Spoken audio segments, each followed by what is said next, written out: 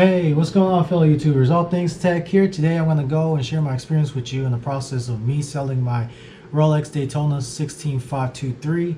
This is I think a 1996 I purchased from Bob's Watches for roughly about 11,000 some change. I have it listed for 10.2. I know my trade-in on the website, they're offering 8.5 to 9. I listed on Facebook for 10.2, taking offers and whatnot. A lot of interest, 6-7 people are interested in this particular watch. The reason I'm making this actual video is because a lot of people are asking me why am I selling it. Me personally, it's preference. Yeah, I bought it recently and I'm taking a loss. That blows people's mind. I mean, $1,000, $1,500 loss on the watch, but it's sitting here, and the way that I got this watch, the way that I went about paying for this watch is I financed it, which I paid off the loan already, but that rate was about 38% with one of the financing companies online, and that wasn't cutting it. Like, seriously, that's like $6-7 on the principal 8A that I'm paying interest on this watch to have. So I paid it off, and now it's sitting here, and I wear the Omega more than this. The Omega is 45.5 face, and it's all stainless. I do love the Daytona, but I would like to have the all stainless one or a white gold one. That's about 15-16K at least. But overall, sitting here and somebody else can get a better use. So ultimately, I had a guy ask me, why are you selling it? It doesn't make sense, whatnot. And I'm feeling like, hey, that's relative, my friend. My rent is about the price I'm selling this watch. Like day to day, like monthly rent is this price of this watch. So I just want to put it out there. Verified authenticity from Bob's. And of course, I got their little warranty card that has a serial number and date purchase and whatnot, 1 year on it. But overall, I want to make this transition. I want to get rid of this and then relocate this money to projects to release content and whatnot, and really get my equipment up there and get hire a couple assistants to help me with other areas of my work, because editing video really takes a lot of time. But yeah, so real quick, I want to share a real quick backstory on the Rolex. In 2016, I was working as a CFO at Remax, local real estate, and I was a controller, and my dream was actually trying to afford a Submariner, and that was running about 4 to 6 starting, and then it goes all the way up, of course, because there's a lot of options and whatnot. So that was my dream watch. I didn't know how I was going to go about it. I could have just bought it, but then would have dipped into other areas. I like cars, I like living, I like nice things. But at the time, I was like, how am I going to do this? Fast forward, ups and downs, whatnot. Last year, 2018, fall of 2018, so October 2018, I actually went to one of the local jewelry store and looked at a Datejust 41, the new one. It had the flute bezel and the Jubilee band, and it had diamonds on across the front of it for each of the hour marker. Paid about 13,000 on that. So I actually wanted to just go look at it and maybe get the new stainless steel Daytona, which is like 16.9, but look at it, just look at it. But I went to the store, saw that 41 Datejust, and actually went ahead and said, hey, let me see if I get approved for credit. If I get approved for this, I'll buy it, you know?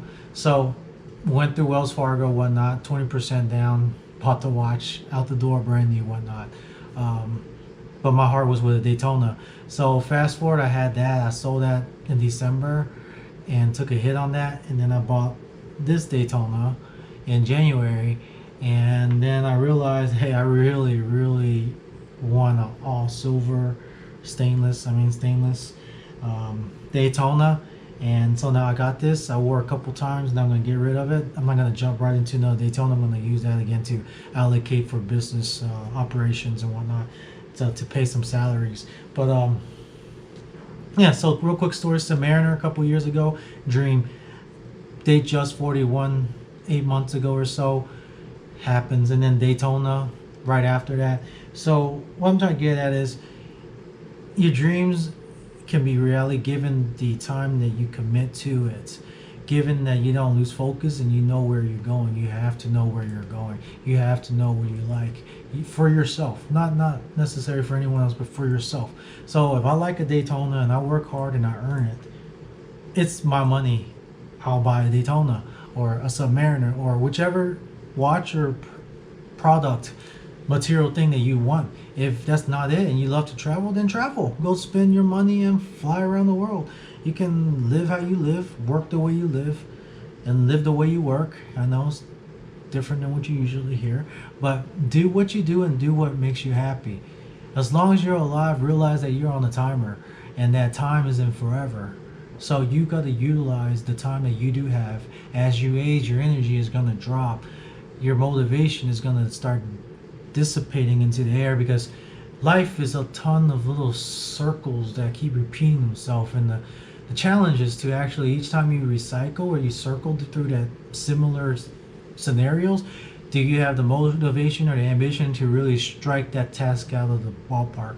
And usually as you get older, you get tired, things start hitting your family, a lot more workload, health related situation, family related situation, a ton of variables that come up, and it makes it a lot more challenging. So try to stay focused while you're young and use that momentum and really knock the ball out of the park. Because I know that I personally stopped and go and stop and go and stop and go because I get bored of things. So I shift gear into a whole nother area, and then the momentum slows down, and then all the way to a stop. Sometimes it just goes and start rolling backwards down the hill, and then I have to like start accelerating and putting the gas pedal down and trying to push that momentum up. So then finally I can get back to zero, and then from zero I'm trying to make gains again that I already travel. And the first time is exciting because these are new gains. Second time, you know, not too bad. Third time, fourth time, 10 years, 15 years later, these same gains that you've been doing 100 times or 10 times before, it becomes so redundant that you're like, what the heck again? It's like going to the gym over the last 10 years and you took like 10 breaks. Every year you took a break and you realize you lost weight or gained weight. You're trying to cut down, or you're trying to gain weight because you're slim again. You're trying to put on muscle mass, dieting, all that. It's like reiterating everything, recycling, and it just gets tiresome because it's boring doing the same stuff over. So what I want you to take away from this is be the snowball effect. Roll down that mountain and become a snowball that becomes an avalanche to wipe everything else. Surf that momentum and use that power, leverage it, and destroy what's in front of you. Don't sit there and try to go against it or trying to create it when it's not the time. But when you start getting the momentum, that build up, ultimately when you build up enough momentum, then you're gonna have breakout. And when you break out, it's gonna be a beautiful thing because it's exponential. When you build up, it takes a while to build up, but once you build up and you have a breakout becomes exponential. The efforts that you accumulated over time to build up to that breakout, it's gonna be spectacular. But you have to get to breakout. There's no way to get to breakout. There's no easy way to get to breakout except effort, continuous effort, steps, short-term, interim, long-term goals, all combined, all working every single moment to build up that power, that force to move that heavy 5,000-ton ball, to get it far enough so that it hits that hill and it rolls down, and as it start picking up momentum, boom, you can't stop it. Anything in its way is gonna get destroyed. But yeah, so anyways, I shifted, but I just want to share so far my experience with trying to sell this Rolex. It's like people keep asking questions and whatnot, and ultimately when I'm ready to sell, it doesn't even matter if I'm like $500 or $600 off of my asking price, even $1,000, because time is money. And I'm just don't want the headache. I don't want to explain myself. One, two, if you know what you want, you know what you want, and this is authentic and I can authenticate it and whatnot. I know what it is. People just don't understand how can someone take a loss on something so in such a short term. It doesn't make sense. Why did you buy and now you sell? Honestly, yeah, a lot of people try to get up on you in real life. They're trying to like scam and get over on you, have bad intention and whatnot. Me, I bought it, I tried it, I used it. The difference is what I paid to use that time. I guess 6 months or the 10 times that I worn it at say $1,000. Well, guess what? I paid $100 each time to use it. Now guess what? I'm going to recoup some of my initial investment on this watch. And it's a very nice watch. It's definitely a stunner. But for me, it's just not the piece that I feel like it's me. It's a great piece, but it just does not go with me where it makes me become exceptional. It's a nice, good piece, and it's exceptional for someone else. It's not exceptional for me. I just don't have the vibe with it like that. So, but yeah, I will update on what happens on this watch, and I'm pretty sure this watch will be gone within the next couple of days. There's a lot of interest on this watch for collectors and whatnot. But I thought I'd make a quick video because not every day somebody comes across a Daytona 10 was it 16523? Like, I'm not a watch connoisseur or anything, but I do love Daytona, the way they look and whatnot. The new one, the new version of this, beautiful. This one's beautiful too. Movement and all that, I don't know much about it. I just know it looks sexy. But like I said, it's just not exceptional for me. It's not an exceptional fit.